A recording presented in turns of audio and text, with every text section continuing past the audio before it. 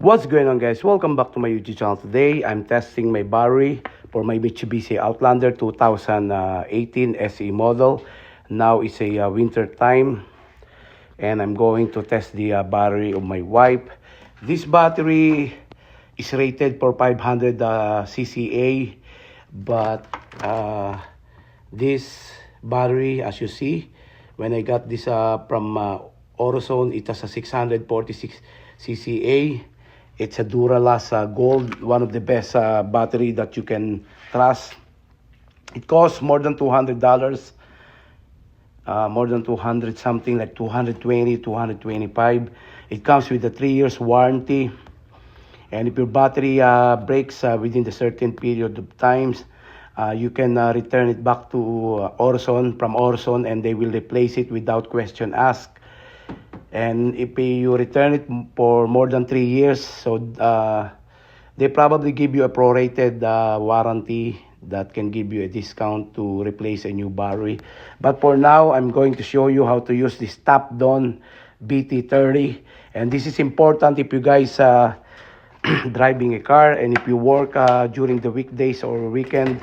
And it's very important to double check your battery using the battery tester. Do not rely because you got your battery for a couple of years and you think that it's not gonna break. That's a wrong perception. I would like to point out to you guys, for those people who are driving car, for those people who are using their vehicle, especially for people who loves to use their radio while their vehicle is off.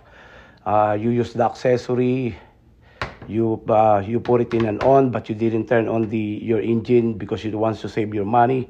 What will happen to your battery with that kind of situation? It will drain your battery that cannot last for a year or so. It happened to several people which they do not know how to maintain their battery, especially for those that do not know how to do the DIY fixing. I basically do a DIY and I have an automotive background, and I'm giving you guys some tips in order for you guys not to get stranded to the back street or freeway. Make sure that during the cold season, starting the fall or winter, make sure that you double check your battery and make sure that you have the battery tester like this. This battery tester is good, and you can buy also the Conway. I have two tester that I got. You can buy this from you can buy this from Amazon or either eBay.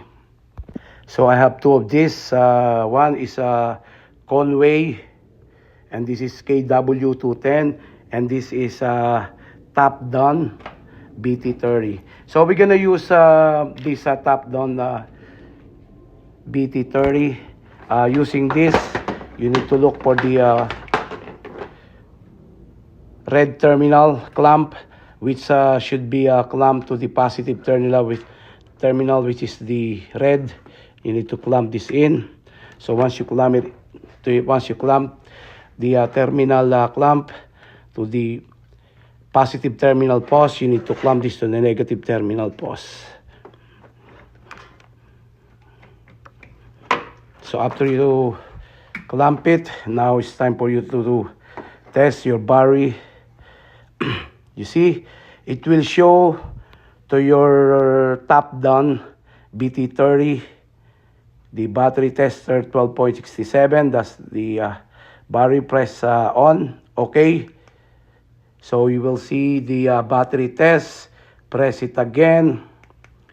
This battery is a regular flooded battery, not an AGM flat plate, not an AGM spiral, gel FFB. This is a regular flooded. Press OK. While the negative and positive terminal clamped to the terminal pos. Press it. And it will ask you what's the CCA on this one. So press OK. The CCA is not 700, as what I said. This one is rated for 500 cca, but it happened that Orozone, they carry the 640 cca. So I put only 500 cca. That's the original cca or cold cranking ampere for this battery. So I'm gonna put it to 500 CCA. That's a 500 CCA. CCA stand for cold cranking ampere. You can use that when you turn on your engine during the cold season. Gonna press it again. There it is. Press it. It's testing. It will tells me what's the result for this testing. Now the battery telling me that this battery has 93%, 483 CCA. Charge is 100%, 12.6. Internal resistance is 6.21 milliohms. And this is rated for 500 CCA. It says good battery, 93% for 83. So it depleted almost 17 CCA since I got this battery. I been using this for almost 2.5 years. And I always reminding my wife, never ever use your accessories, especially your charging your cell phone, and turn on your engine. Turn on your cell phone or charging your cell phone, or turn on your radio without turning on the engine, because if you use the battery only without turning on your engine, it will deplete the battery and it will not last for a year or so.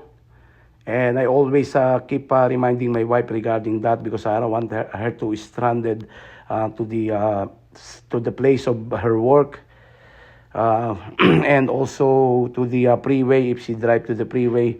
So I make sure that during the winter time, I basically check all my battery for my two cars. As you see, this is my Mitsubishi and have my Kia Sedona. I have two cars which are all good, and it lasts for a long years to come. My Mitsubishi, it has 84,000 miles, while my Sedona, it has 69,000 miles through it. I don't have any problem because I basically do my DIY car maintenance for this vehicle. I hope you guys learn how to test your battery during the cold season to maintain the performance of your vehicle. Make sure that your battery is in a good charge. And if you guys have any issue, you can you can tap up the water level for this. You can remove this.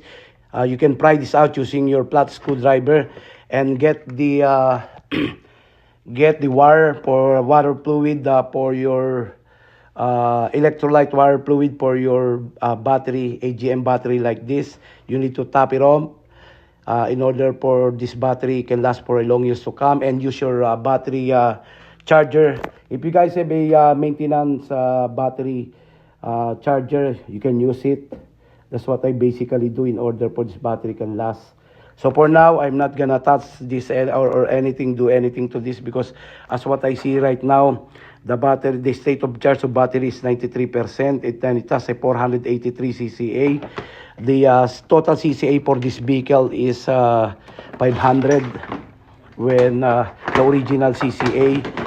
So it depleted for 17 CCA. But I can charge this any day of time, and I'm gonna top off the battery. I'll double check it later on, but I need to remove all of these bolts and remove also the bolt for this, and charge it using my battery charger. I'm gonna showing you guys how I maintain my battery in some of my later video to my next installment.